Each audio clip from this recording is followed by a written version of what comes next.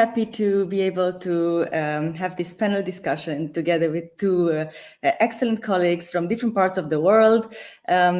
Deborah from France currently, and Amber currently in Maastricht in the Netherlands, but normally in the US. So it will be already our location gives you a little bit, and background gives you a little bit of a feeling for the let's say the nature of the discussion today. We will try to look at centers for teaching and learning, so teaching and learning support at universities in different parts of the world, in Europe, in different parts of Europe, with examples from our experience, of course, but also in the US. I think I will start by sharing. It will be very, very interactive. So first we will have a discussion with the three of us, and then we would very much encourage you to share questions either in the chat in the meantime, or pose the questions in the second part of the session to us, so that we can have a discussion all together. So we have just very few slides, a very, very brief introduction to the topic for those of you that maybe don't know that much about teaching and learning centers. Just 1 second.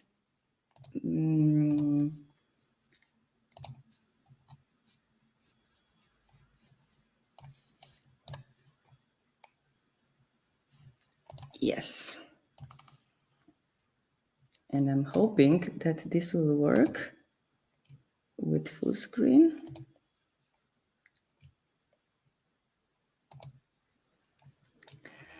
So for those of you that are not that familiar with the concept of teaching and learning centers, centers for teaching and learning, these are usually support structures within universities that focus, as the name tells, on supporting teaching for faculty members, but also supporting students sometimes in their learning.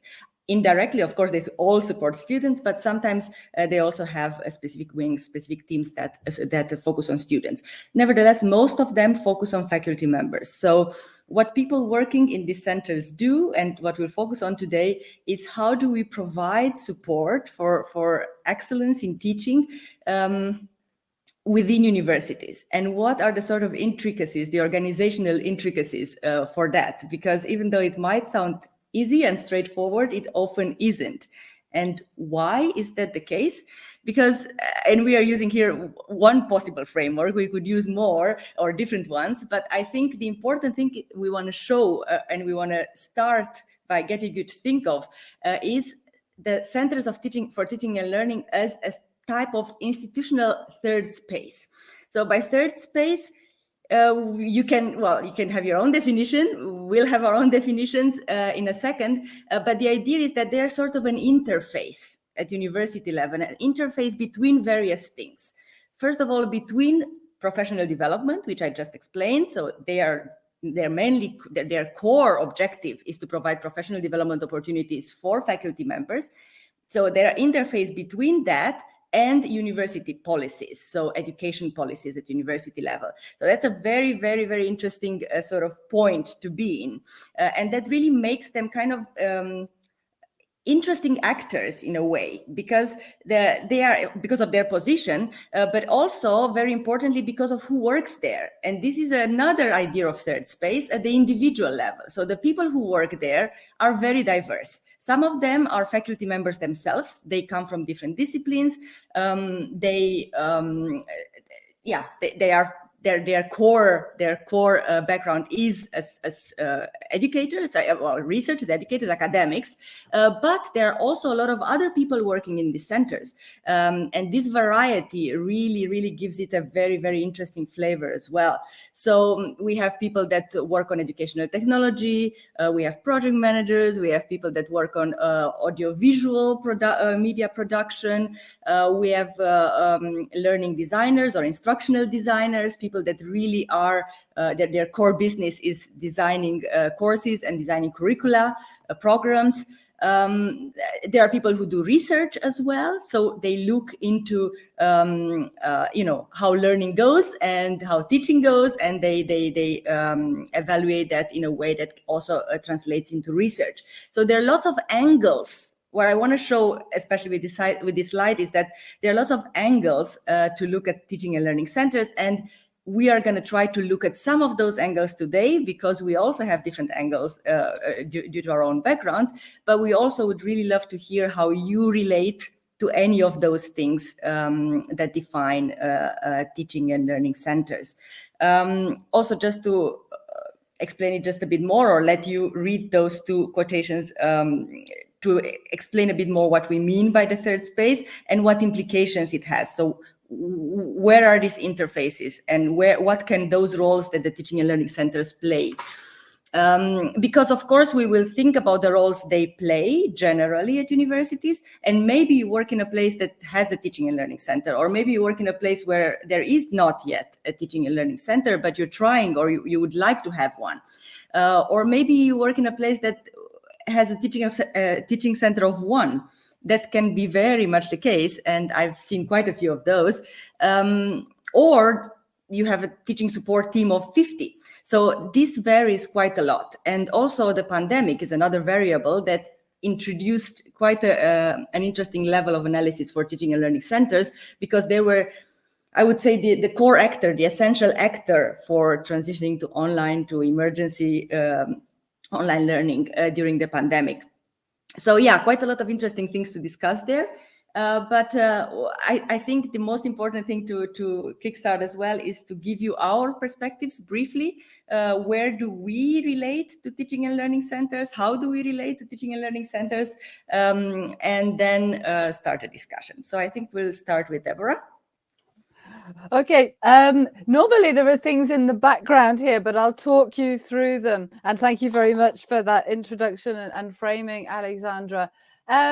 So I like to present my own, I suppose, career pathway and link it to third space by doing what a dear colleague of mine, Pip MacDonald, calls a techno-auto-ethnography. And it's really reflecting on our relationships with technology and our relationships with respect to this third space.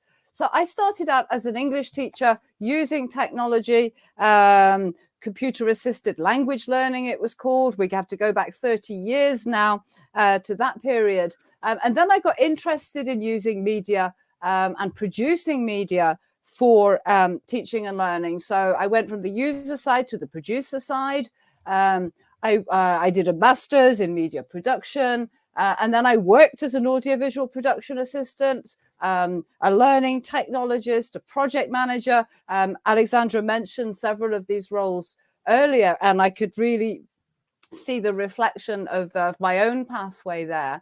Then I went on to lead a learning technology and distance education unit, which was really operating in third space, because there we had academic staff who were doing the online teaching, but we also had the team of learning technologists and all the support there as well for the distance education programs. In the university where I worked, there was a Centre for Teaching and Learning, which was separate. And this is where we start looking at organizational dynamics, which is one of the topics that we're going to cover in more detail in our discussion. And although on an individual level, there was a will for us to work together to co-design staff development programs, to bring in more of the teaching and learning side to the technical training on things like the learning management system, and also for the staff in the learning technology department to get more in-depth perspective of what learning and teaching with technology is all about. So beyond that technical side. Strategically at the university, there was a great deal of resistance about bringing the two units together. And that's something that I've seen in other universities in France, where on an individual level the units work together, but on an organizational strategic level there is not that will. There are other scenarios where the departments are all in one, and obviously the dynamics are different there. So this was the media and technology, my own teaching. as well, which I've continued throughout my career, and the project management side. And then looking at the way the university governance was dealing with this issue of not bringing us together, and deciding that the learning technology department was best placed in the information systems direction, so the IT department, if you like, that led me really to start thinking more and more and more about these issues of leadership, strategy, and governance. And so that led me into doing a PhD. So we bring the research side into my third space, if you like, and that's what I completed just over a year ago now, so quite late in life, but it's never too late. And the whole topic of my research was on leadership for digital education, and then looking at organizational structures around support for digital education and support for learning and teaching was part and parcel of that research. So really, in a nutshell, that's how my own career path and identity as well relates to this concept of third space, and why I'm here on this panel today, talking in a much broader perspective about some of the issues that came out of my research and obviously my own experience. Thank you very much, Deborah. That was a really interesting personal take on the third space and on your relation to teaching and learning centers. And I think next up, and luckily, finally, we have all the technical difficulties sorted. Amber can also hear us, so it's her moment to explain a bit her relation to the topic. Of course, she chose a different way to visualize it, so she has a picture. Explain a bit more about your role and the center's role, Amber. Yes, of course, I'm happy to. Let me put this volume down on my phone. It's wonderful to be here with you today, and thank you so much. My name is Amber Dailey-Hebert. I'm a full professor of adult and organizational learning, and I'm also director of our Faculty Center for Innovation at Park University, and we provide professional development to over 1,600 faculty located all over the world, teaching in multiple modalities.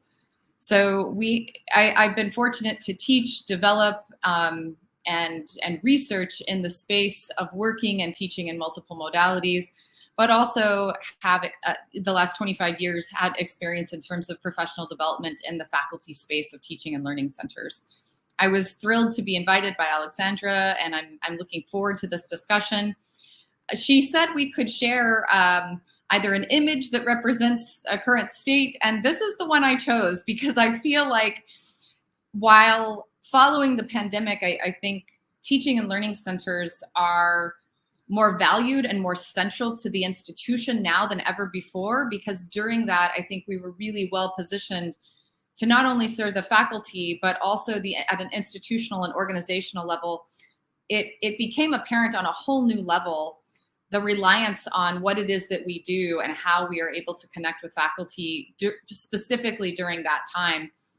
However, I feel like we, in learning and working, have kind of entered this rather awkward and messy phase where we're trying to balance the software of connection, being Zoom and virtual shared spaces, collaborative spaces, with the hardware of returning to the office. So being able to engage with our students face-to-face again in the cafeterias and the hallways, the classes. And I feel like at times we're doing that ineffectively. So it's no longer about just teaching faculty and supporting them in the classroom in terms of teaching and learning. It's also finding points for connection, intentionality, and meaning in terms of how, when, and where we connect as well. So I felt like we are kind of straddling these two worlds right now, not just in teaching and learning centers, but in all learning and working. And hopefully we can unpack ways to do that more effectively, and also with a very future-focused vision on where to take this moving forward. So thank you all. It's wonderful to be with you today. Thank you very much, Amber. So this is yet another take on the topic, or at least an intriguing way to lead into the topic we will discuss today. and a little bit about my background. So a little bit of a simpler Venn diagram than Deborah's, or simplified, because we have there are lots of similarities. For example, I forgot to include the teaching in it because it's sort of in the background, or on the sort of, overlaying the other three. But the idea is that I'm working sort of at the intersection between continuous professional development for teachers, research, and technology enhanced learning. And of course, the teaching links to all of them in a way. But my initial background is actually in political science, and slowly and swiftly, I switched into education science, and my PhD was on using technology in teaching politics, so still mixing the two. But later on, I started working more on course design, curriculum design, but also specifically on how to intentionally and effectively use technology, integrate technology. And of course, the pandemic came in the right moment, at least for me, because I could really use the expertise I had. And then moving from the individual level, my research interests moved into the institutional level. That's also why I was really happy to initiate this panel and to have this discussion, because my current research is on the role of teaching and learning centers, on how these roles have been changing in the past years and where they are supposed to go in the future. So a lot of exploration there. I did some of my research in the US last year. That's also where I had the pleasure to meet and have longer discussions with Amber. And right now I'm at the point in time where I'm writing down some of the results, but I'm also very happy to discuss them already in this sort of fora. So that's where I come from. I really think it's important to explore this topic. I think both Deborah and Amber already mentioned it, both at individual and at institutional level. And I'm really happy that my current work at Maastricht University allows me to mix the research and the practical sides of it as well. So doing the professional development for staff, but also really thinking, conceptualizing the institutional, the organizational aspect of how this support is provided. I think now it's the moment to actually move into discussing some of those points, or some of the points we consider as salient at this point in time, related to teaching and learning centers, but also generally to learning at a higher education level, for both students, staff, for everyone, basically. So we'll first have how this will go is that we'll first have a discussion among the three of us. You can, of course, feel free to put your input in the chat, and then we'll try to pick up on it maybe as we go, but definitely we'll leave space after that to at a certain point to actually answer the questions. The first topic, I think, it comes a bit naturally from what we all talked about in our short introductions, is about, in a way, the positionality, the organizational aspect. So where these centers are positioned, what are they, who works there, how do they relate to the rest of the campus, ultimately? Because we can't talk about the CTLs in a vacuum, and nor do we want to. So we're talking about the centers as a part of the university ecosystem, right? Or landscape, however you want to call it. So I was wondering, if we can start by talking about our experiences on how, in our cases, these CTLs are positioned, what are the main issues with that position and identity, and whether maybe the pandemic changed something in it, what are our wishes for the future from that point of view. Amber, would you like to start?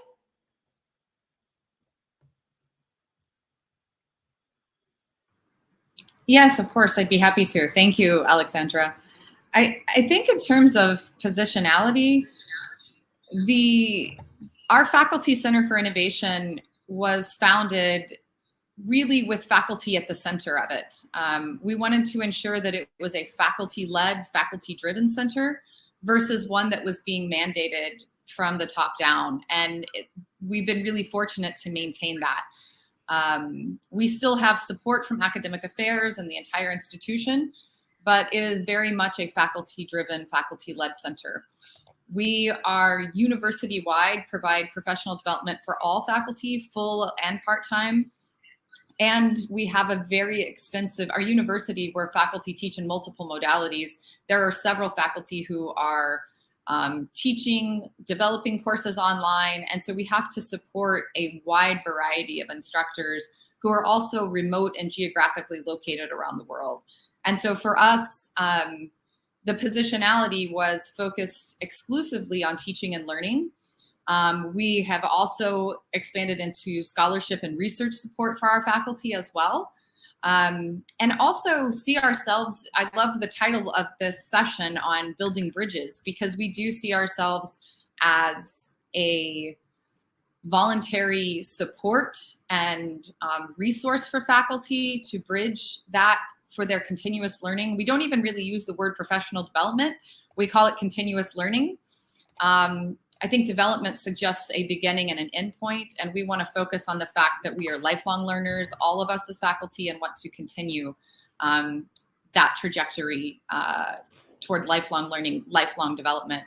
But I would say also, in terms of positionality, all of the programming that we offer is 100% voluntary to faculty. So there's never a mandate where we are requiring certifications, where we are forcing them to do any type of development. It's all voluntary, and we're really fortunate to have a lot of our faculty directly engaged in facilitating and leading a lot of our programming through their fellowship programs and through our collaborative council, where we have representatives from each of our departments and our colleges. So I would say ours is very much positioned as a faculty hub in support of faculty by faculty. Yeah, so okay. I'll leave it at that and answer any additional questions, but feel free to share your own thoughts. Okay, thank you very much. Very interesting also, because I did notice that these centers can have different flavors, in the sense that they are either very much faculty-based, or they focus a lot on education technology, or they focus on learning design. So each of them has a different flavor. So I think it's nice to touch upon the different ones. How is it in your context, Deborah?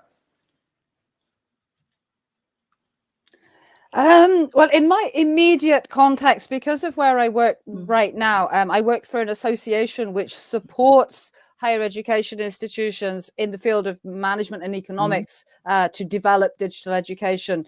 So we're indirectly fulfilling that role. But probably what I would prefer to talk about now is some of the insights that I got from the 3 case studies that I did in my research, because I came across 3 very, very different configurations.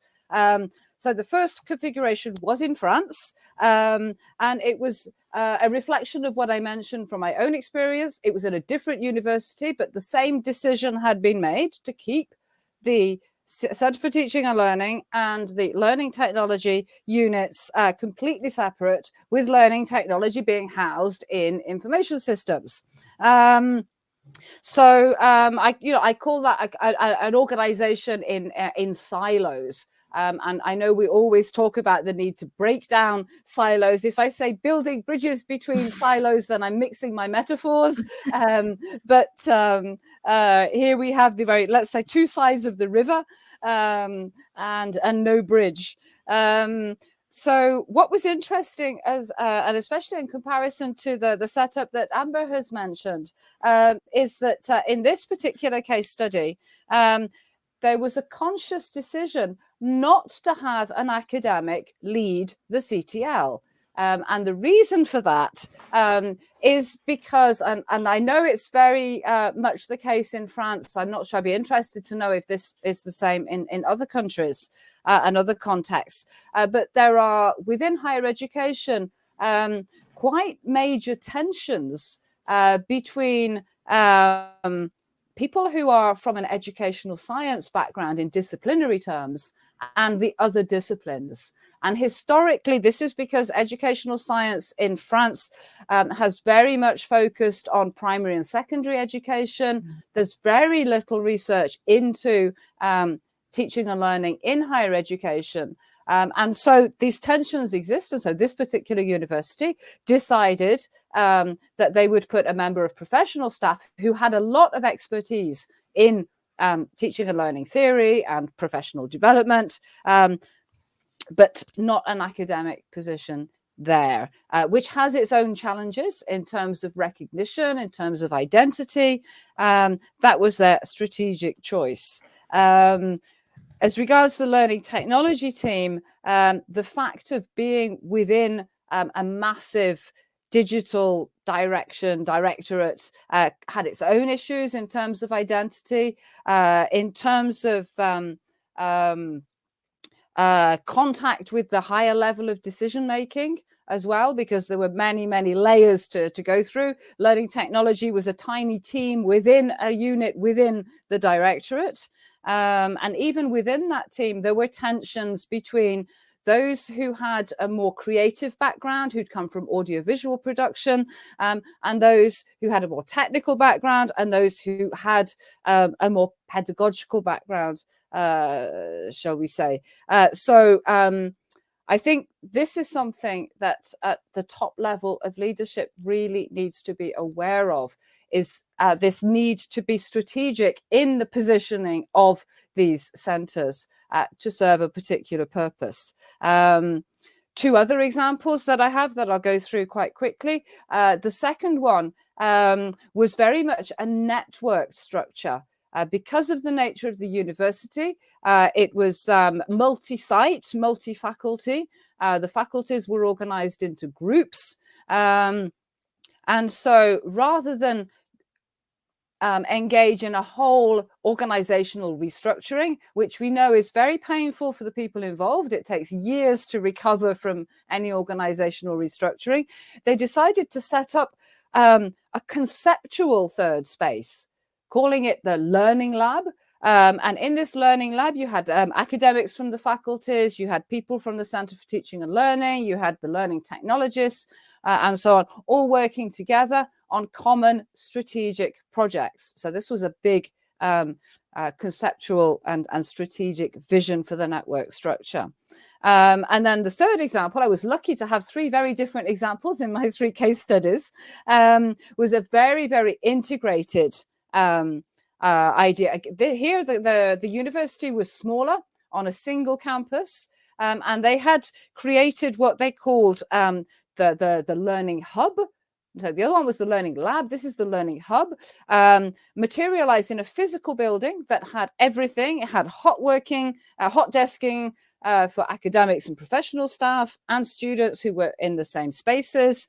It was all housed under library and learning services, which is an interesting place for centers for teaching and learning technology to sit, because it was all student facing, but also academic facing, and everything that was around student support, teaching and learning support was all in the same place. So to sum up, three different structures: silos, network structure, and an integrated physical third space. Thanks, Deborah. This really resonates very well with research I've done in the US last year. I encountered these three types as well, among some others, but these I think were the bigger ones.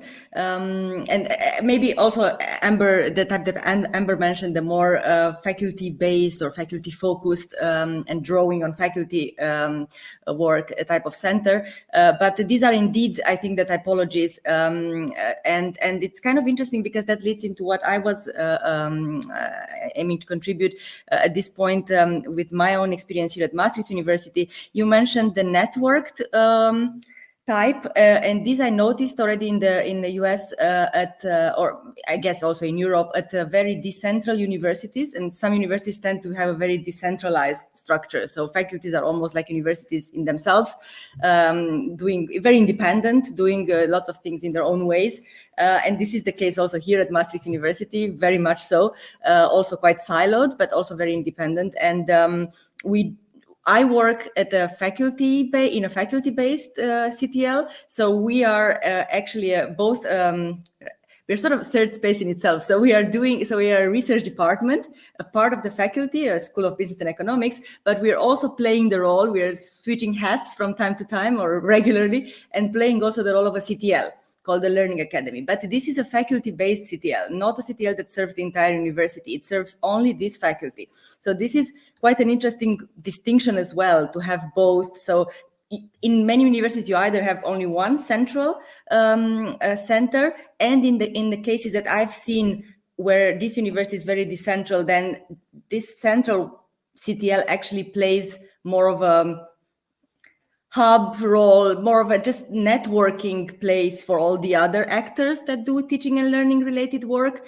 But there is really important to see how the relations between it and all the other actors are going. In our case, it's also permanent sort of struggle or tension to find a good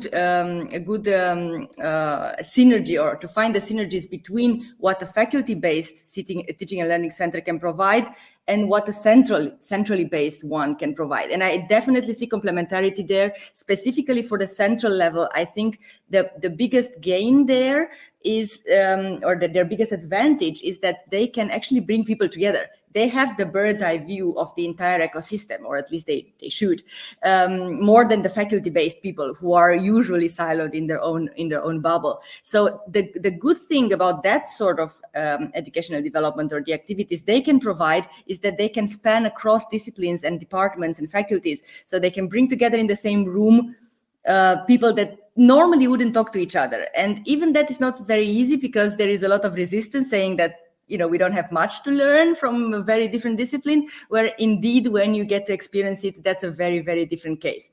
So they can do that. I think that's their biggest strength, pulling all the resources together. And also, like the case of our university, not every faculty has equal level of resources and resources to offer to their teachers. So I'm lucky to be in one of the faculties that has a learning academy. As I said, we are about 10 people, I think, or even a bit more. But other faculties have one person that provides some training, and that's it. So there is a quite unequal landscape, even within the university. So the central center would have this role to distribute a bit more evenly the resources, and to make sure that all the faculties benefit through this pooling of resources. But it's not an easy dance. It requires a sort of buy-in from the faculties. People are used to doing things in their own ways, so it's kind of not an easy thing to establish. And this equilibrium, this balance between the faculty level and the central level, it can be a tricky thing. At least in Europe, I've noticed this much more than in the US. So this is what I wanted to say at this point. And I think Deborah already mentioned a few items that I wanted to address next, and that will be actually looking at the CTL as a workplace, more or less. So who is working in there? What are the work relations, the work culture? Just because we have so many different backgrounds, as we hinted to already before, is it an inclusive environment? Is it organically an inclusive environment, or do we need to work on that? Who typically works there, but also how do we establish relations? We are saying that the CTLs build bridges or play this role as a bridge, but does this happen naturally, or do we need some intentional action on that? And what I did notice, again, I'll start this time, what I did notice both here in my work, but also, in my previous work, but also through my research in the US, is that usually the more integrated the center is, and that would be, let's say, the third example of Deborah.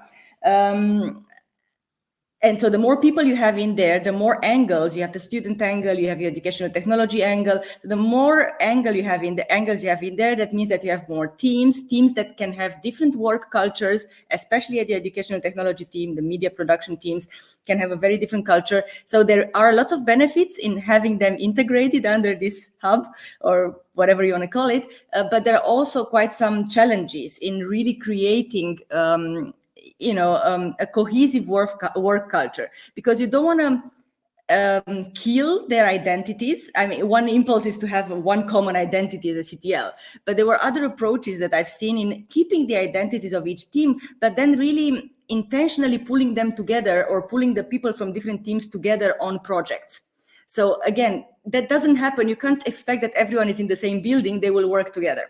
They tend to just stick to their silos, nevertheless, because they do have a specific type of work. I mean, if you work only with Canvas, or only with Moodle, or if you produce videos, or if you just consult faculty, you tend to be in different areas. So even if you might see each other in a meeting once a month, that doesn't really mean that you will be collaborating and working together. So what I've seen is different models there. So either working on projects, and I mentioned in the beginning that you sometimes have project managers, or at least project management skills necessary in the centers. And usually the director also plays this role if there are not that many people in the center, to really create these opportunities, these projects, to draw experience from all the different teams, or all the different people that cover different areas. And there they have to work together. So for instance, you would have grants for faculty. So faculty members will apply to get a small grant to deliver some innovation or something in their classroom. And then they will be assigned one learning designer, one educational technologist, and maybe if they need to produce some media, then also that. And these people would work together as a small team. Also shifting. So it's just also project-based. But yeah, just one example. And maybe you have some different examples, but how difficult is it in your experience to integrate people with different backgrounds? Even if maybe not really your case, Amber, but I'm sure you do have some ideas or some thoughts on that too. Amber? Yes, I do. Sorry, let me turn my volume down on the phone. I think collaboration is key. We've been really fortunate to have some fantastic leaders and directors in different centers of our university that allows us to really collaborate very intentionally.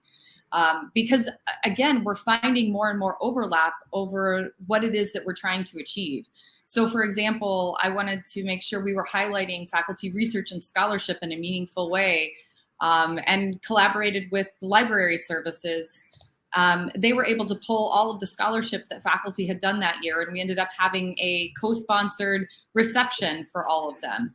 And they were able to pull the books, and the library helped with that significantly. Or for example, university advancement was wanting to really highlight and spotlight certain faculty. And we knew all the faculty who were doing amazing things in their classes, but we didn't have the time, resources, or outlets to share that, whereas our university advancement office did. And so we were able to collaborate with them and identify some great faculty and collectively create these wonderful profiles that were posted on the website and social media and that type of thing. Another example is collaborating with IT. So they wanted to be able to really help faculty understand the implications of using artificial intelligence and what that meant for their students using it as well. And so we co-sponsored and collaboratively presented workshops to help faculty figure out how to create an AI policy in their classes, gave them resources of tutorials that already existed that they could use in their courses. And so I think for us, although our team is very well defined in our center, this year in particular, I would say that the last 2 years, we're really reaching out more and finding some really wonderful synergistic overlap with other departments that we would not have typically collaborated with in the past. And so I feel like intentionally designing for those meaningful connections to happen, we've decided since that time to create a collaborative council where we meet regularly, or at least once a quarter, with those folks to figure out what the existing needs are, what they're interested in our offerings, and where overlap exists where we can support one another. So I would say while our identity is very strong in our core team of our center, we are definitely expanding beyond the silos these days, which has been a wonderful experience so far. This is exactly what the building bridges metaphor, I say, touches upon. Deborah, any thoughts on that? Yeah, I'd like to pick up on the projects angle that you mentioned, and I think that spontaneously came to mind as one way of bringing diverse people and backgrounds together around an objective which needs to be a shared objective. And I think that's sometimes where some of these large, I call them large multi-stakeholder projects, which have ramifications across many, many areas, where they become very, very difficult. And this was, again, what I found in my research. There were several examples mentioned. The one that came up all the time was e-portfolios. And people from the learning technology side, people from the Centre for Teaching and Learning, people in the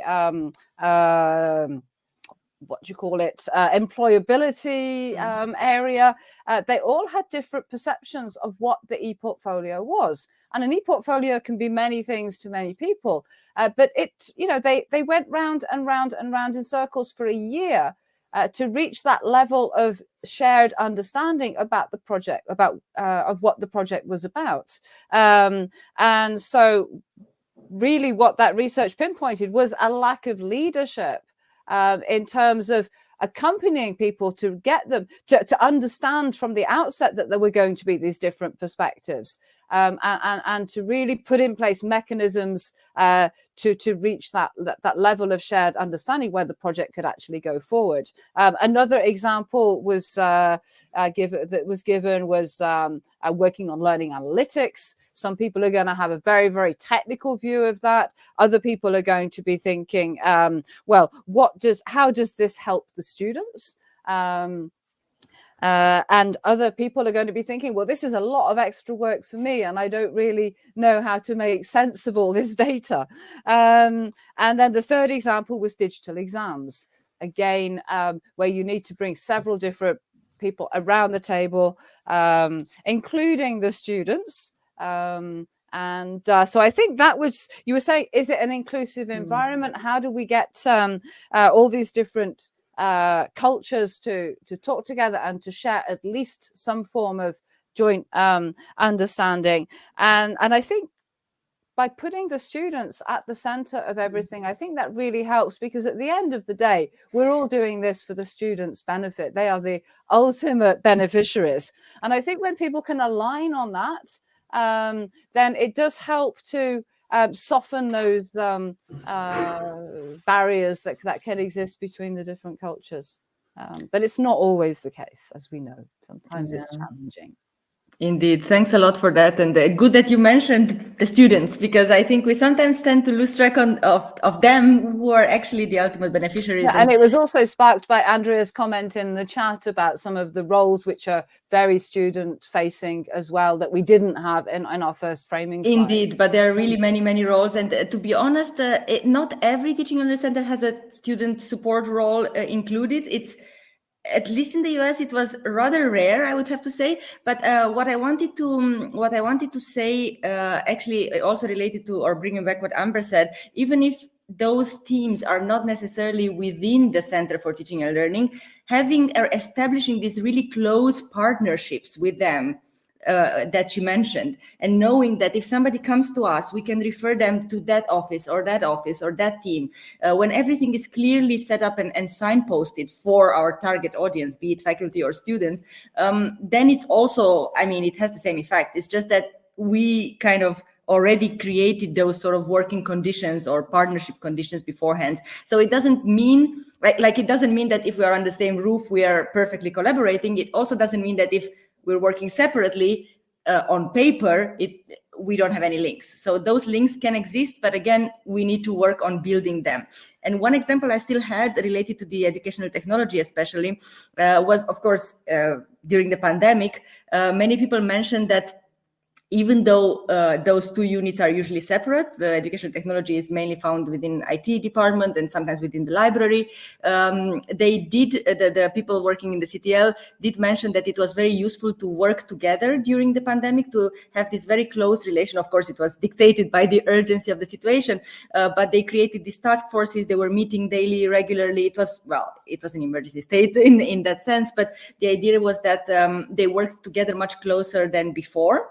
And I'm really curious whether those task forces or joint groups will continue. They have been continuing so far, not at the same frequency, of course, but maybe that's a way out of these silos and trying to really find points. We don't have to work together on everything, but for instance, sometimes even consulting faculty members that come to us is useful if we have someone who does educational technology or who has the student perspective, and we're working together and having a sort of common or joint consultation, or having the different angles, as Deborah mentioned, on projects. It does help to have all those angles together. So yeah, I think because our title was changing roles, and well, or I don't know if it is in the title, but I think the title we meant to have, or we are thinking about, is the changing roles as well, because these roles of the CTL they're not fixed, first of all. And we also noticed that, as you are contributing there in the chat as well,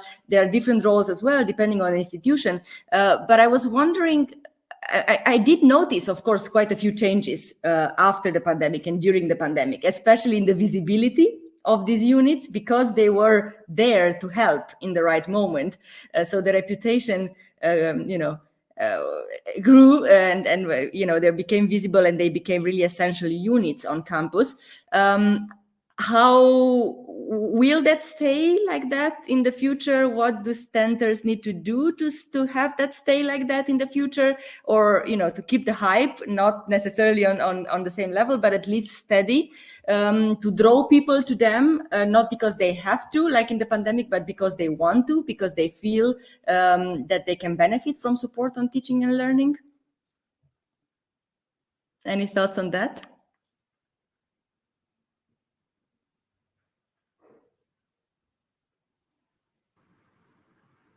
Yeah, I think that's such a great question, Alexandra. And I would say, at least from our experience,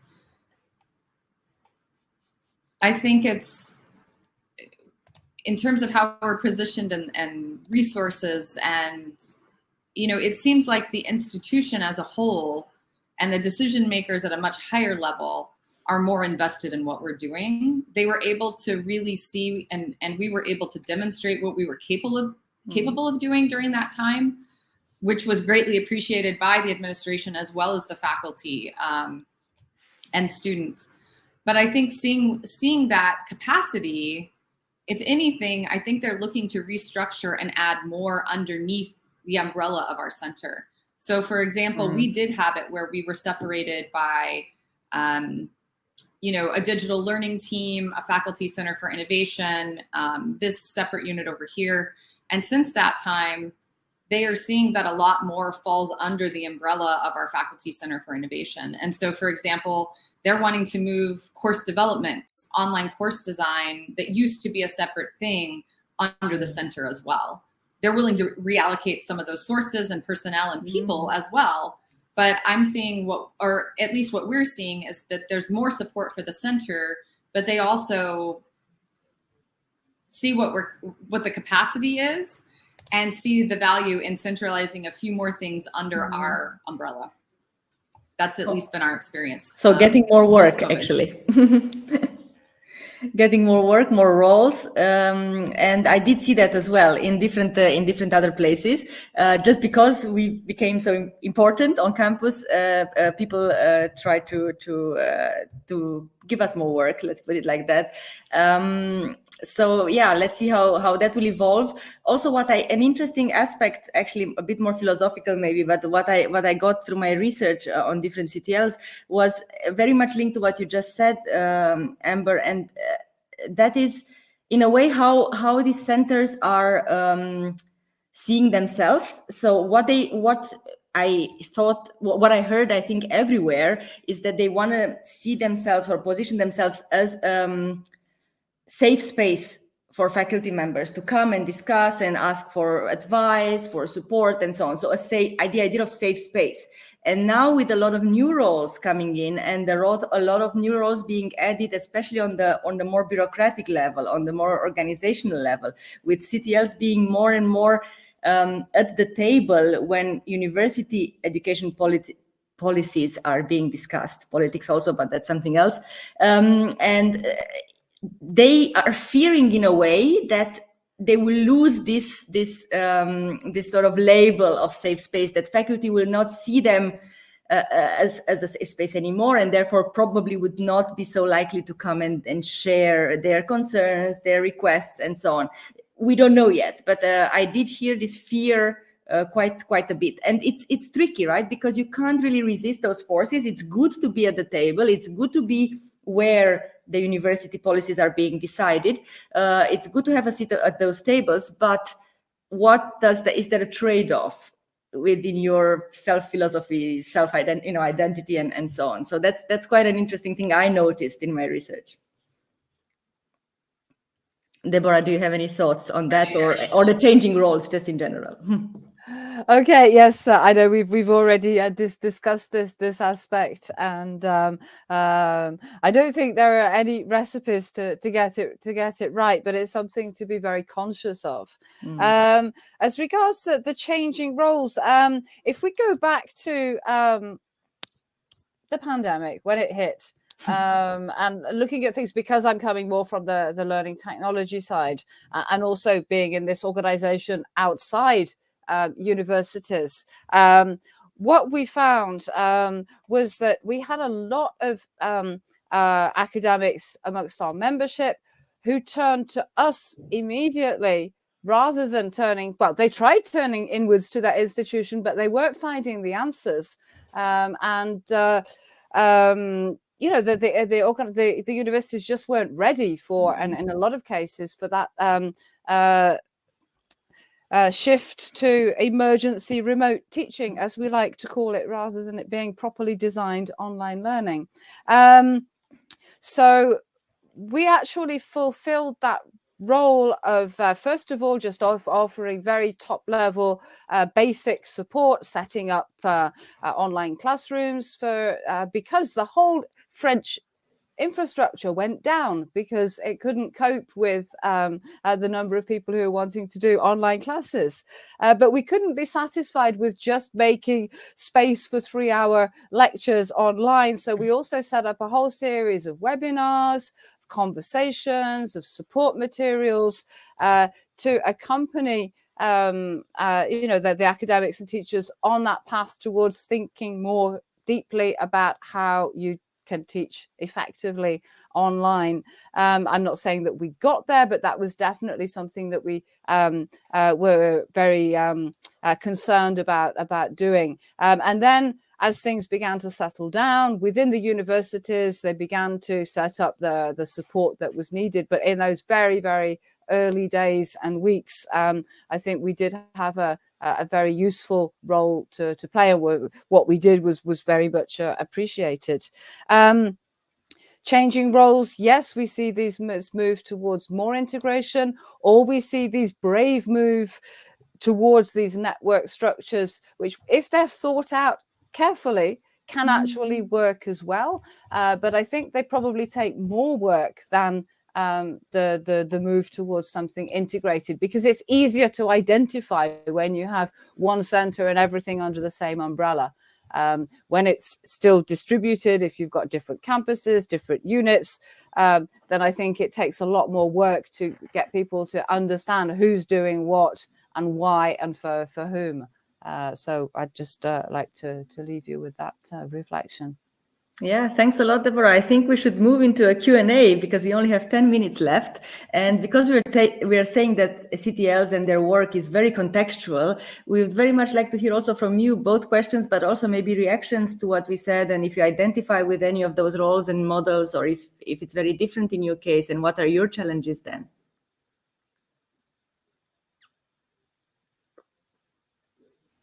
So this is a call to our participants. Yes, open call. Anything you want in the chat, share your what you're doing, where you're working, the type of work you do, and if you have questions for us, then feel free. Andrea, what did you invest to help your customers find your support and your umbrella necessary for them? Oh, this looks like a question for Amber.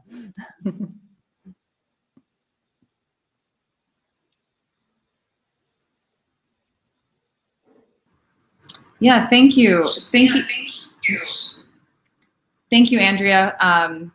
In terms of what did we invest to help our faculty find our support and the umbrella necessary for them, I would say, you know, I think Alexandra mentioned earlier signposts that are so important to be able to guide folks to where the resources are, and also to make sure the resources are meeting their needs in that moment, was essential for us.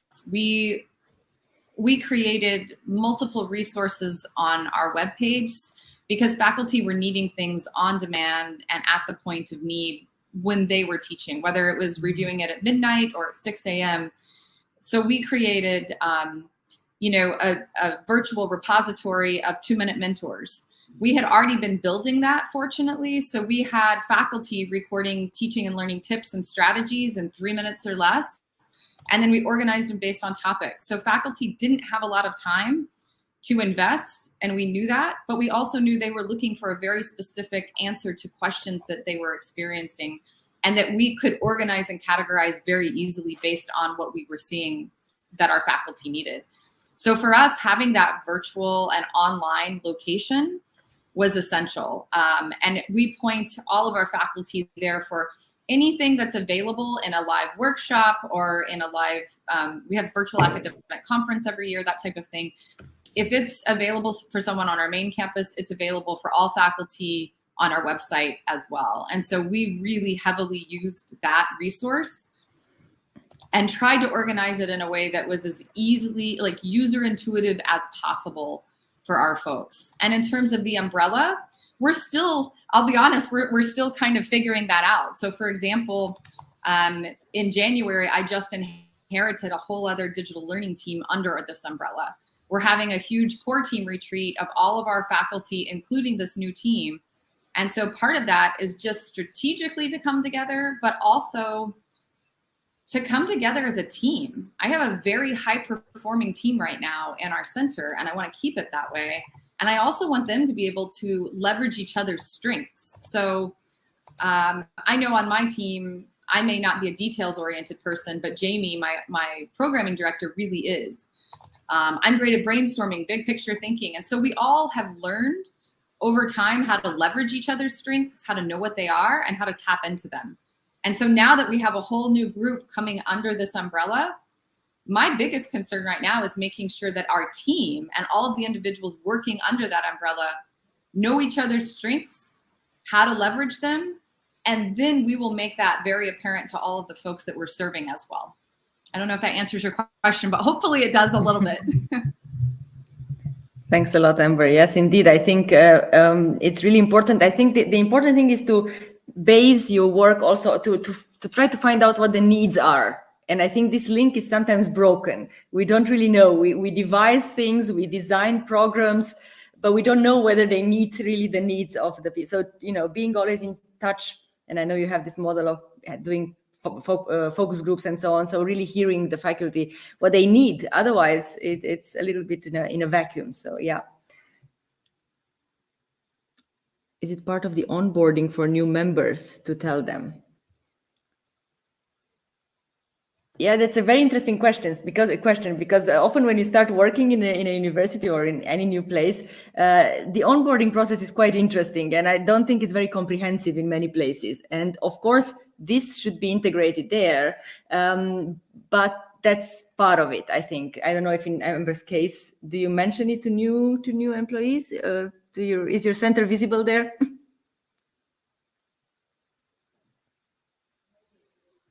Yes, it is. It's very central. So again, I'm really glad you asked that as a follow-up. And so in terms of, is it part of our onboarding for new members to tell them about this umbrella? Absolutely. In fact, we spend a 3-day new faculty orientation and retreat. And we actually convene that group, that cohort together once a month throughout their first year as well. So we're acclimating them not just to our center and the resources that are available, we're also acclimating them to the culture of the institution and what they're going to need to know throughout the year. So even just helping them prepare for tenure and promotion and what those expectations are. And we'll bring a lot of different people into those monthly sessions that we have with them. But our most intensive is the 3-day new faculty orientation. And so they get a very comprehensive deep dive into what is available to them and how we can support the work that they do. So yeah, great question. Thank you, Andrea. Yeah, this is a very good point. I've seen these orientation days at American universities as well. And what we do here, at least in the Netherlands, a bit different, because we do, well, all the people that teach at university need to get a certificate. It's obligatory in the first 2 years. So it's really not voluntary. They have to do it. So basically all new teaching staff will come to us for that certificate, because we are organizing it. Our center organizes it. So we will get to know them through that. And it's a 2-year program where we have workshops, class observations, portfolio. So it's like a longer program. So I'm really happy, because I noticed that once they get to know us, also after they finish the program and they're in their 5th, 6th year of teaching, they would still come to us because they know that we exist and what we do. So I think this is a very, very important moment. I agree. And I think even to the point about after Corona, we had to change it. And so we had to move that entire orientation online to be 100% virtual as well. So instead of a 3-day face-to-face retreat, we transitioned it to 2 half-days. And we put a lot of those resources online, which was actually a good practice for us to go through regardless, because now it's available to them at any point on demand throughout the year. But we definitely did have to transition during that time. I think the main thing is also, the relationship building piece in that is essential. So it's not just saying, here's a bunch of information, here's what our center does, here's how we're here to help you. It's also connecting with them as human beings. So they, we all get to know them and their lives, not just their subject or their title. And they get to know us and our experience and hopefully see us as friends and colleagues by the end of that orientation, so that they do feel comfortable coming back to us. Because a big piece of this I've found is that relationship building component. Yes, definitely. I saw Annette's question also in the chat. It is indeed a topic that goes beyond, I think, the chat or even this session, but or the scope, not the scope. The scope is definitely there, but the time. One thing I wanted to say is sometimes I also got to question, why are these 2 units separate? Because in most universities, they are separate. And there are lots of reasons. There are sometimes historical reasons, just because it's been like that. Sometimes there are very personal reasons, because the people leading them couldn't get along. So sometimes they were together and they separated because of that. Other times they merged because people got well together. So there are many, many reasons that don't have to do with what they actually do, but what we talked in the beginning about, the positionality, how historically this has been. And I think this is very interesting, because sometimes I also wonder what is keeping them from being together. And often in my interviews, what I heard was they will never be together because there are such big differences, also in the way they work, but also sometimes they are even part of different parts of universities. So while the CTL is usually in the, let's say, academic wing, I don't know, curriculum affairs or whatever, academic affairs, let's say, wing, the educational technology would always be more in this, IT or IT information services, library, and so on.